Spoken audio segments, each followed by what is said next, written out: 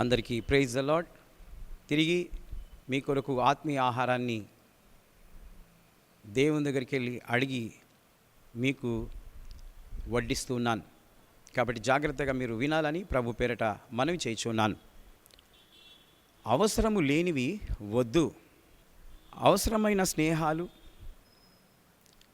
అనవసరమైన పొత్తులు, అనవసరమైన వ్యాపారాలలో పార్ట్నర్షిప్ కొంతమందికి తెలియదు. విచ్చలవిడిగా ప్రవర్తించడం, శరీర కోరికలను నెరవేర్చుకోవడం, మనసుకు వచ్చినట్లు నడవడం, మళ్ళీ ఏమి తెలియకుండా భక్తిగా ఉండడం. అయితే వార్నింగ్, హెచ్చరిక వస్తుంది. నీవు ఎవరితో స్నేహం చేస్తావో, ఒకప్పుడు రెగ్యులర్గా మందిరానికి వచ్చేవారు, ప్రార్థన చేసేవారు, మీటింగ్లకు వచ్చేవారు. నీవు ప్రార్థన చేస్తే దేవుడు నీ మొర విన్నాడు.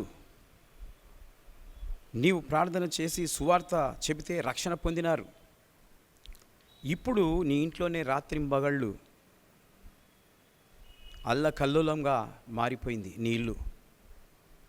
నీ పిల్లలు విచ్చలవిడితనం, నీ జీవితమే గమ్యం లేని పరిస్థితి. దీనికి కారణం ఏమై ఉంటుంది? ఒకసారి ఆలోచించండి. భక్తిహీనులతో నీవు చేస్తున్న స్నేహం, ప్రార్థన సరిగా చేయని వారితో చేస్తున్న స్నేహం, వాక్యం సరిగా చదవని వారితో చేస్తున్న స్నేహం, ఈ విధంగా నీ కుటుంబము నీవు పాడు చేసుకుంటూ ఉన్నావు.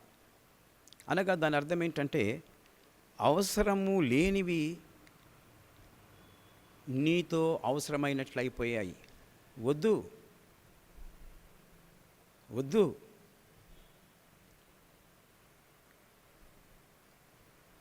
ఆ స్నేహం ఏం చేస్తుంది అని అంటే, ఈ భక్తిహీనులతో చేస్తే సినిమాకు పోవు కానీ సినిమాలో తయారైనట్లుగా తయారైతూ ఉన్నావు.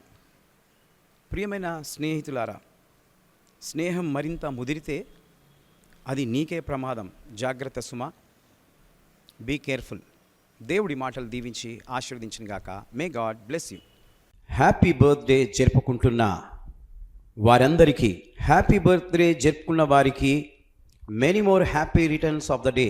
దేవుడు ఈ సంవత్సరమంతా మిమ్మును దీవించును గాక. God bless you. ఈరోజు మీ వాగ్దానం యెషయా గ్రంథంలో నుండి 58వ అధ్యాయం 10వ వచనం. చీకటిలో నీ వెలుగు ప్రకాశించును. Your light will rise in the darkness. ప్రియమైనటువంటి దేవుని బిడ్డలారా, నీవు చీకటిలో నీ జీవితాన్ని గడుపుతూ ఉంటే ఈ రోజున దేవుడు నీ మీద ప్రకాశిస్తూ ఉన్నాడు. అనగా ఒక నూతన ఆయుష్ను నీకు కలగజేస్తూ ఉన్నాడు. కాబట్టి ఆయనకు నీవు కృతజ్ఞత కలిగి జీవించాలని ఈ మాటలు నీకు తెలియజేస్తున్నాను. Happy birthday to you once again. Anniversary జరుపుకుంటున్న వారికి happy anniversary, happy wedding anniversary for both of you. దేవుడు ఈ సంవత్సరమంతా మిమ్మును ఆశీర్వదించునుగాక. పిల్లలు గలవారైతే మీ పిల్లలను దేవుడు దీవించునుగాక. ఈరోజు మీ కొరకు దేవుడిస్తున్న వాగ్దానము నిర్గమాకాండము 3వ అధ్యాయం 12వ వచనం. Exodus 3rd chapter 12th verse. నిశ్చయంగా నేను నీకు తోడయుందును అని దేవుడు మరి మీ కుటుంబానికి ఐక్యత, ఏక మనస్సు, ప్రేమనురాగాలు అధికమై మీకు తోడయుండునుగాక.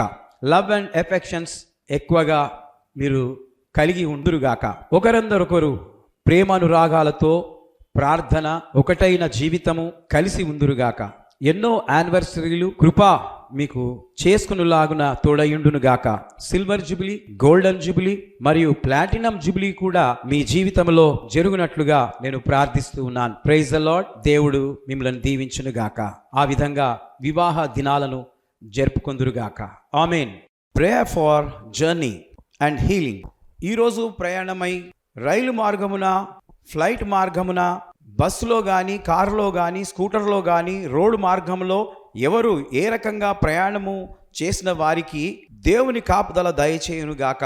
ప్రభువా, అలాగే అనారోగ్యంతో హాస్పిటల్లో, ఐసీయూలో ఉన్న, గుండె నొప్పితో బాధపడుతున్నవారు, కడుపు నొప్పితో బాధపడుతున్నవారు, కాళ్ళ నొప్పితో బాధపడుతున్నవారు, cancer, AIDS, TB, ulcer, hernia మరియు జ్వరము, జలుబు, దగ్గు, కిడ్నీ ప్రాబ్లం, లివర్ ప్రాబ్లం, ఎముకల ప్రాబ్లంతో బాధపడుతున్న వారందరి కొరకు యేసుక్రీస్తు నామములో వారికి స్వస్థత కలుగునుగాక అని ప్రార్థిస్తున్నాను.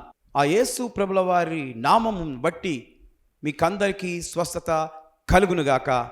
Amen, amen.